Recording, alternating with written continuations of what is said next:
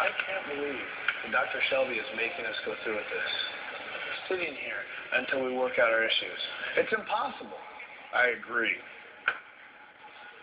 Kane and Daniel Bryan can never be friends. It's too bad, really. I mean, we destroyed 8 men last Friday night. Did you hear them scream in pain when we beat them with those chairs? It was fantastic, wasn't it? Yes. Hit one, you'd be like, ow! Then you hit another one, and ow! And you hit another guy, don't! Yes, please!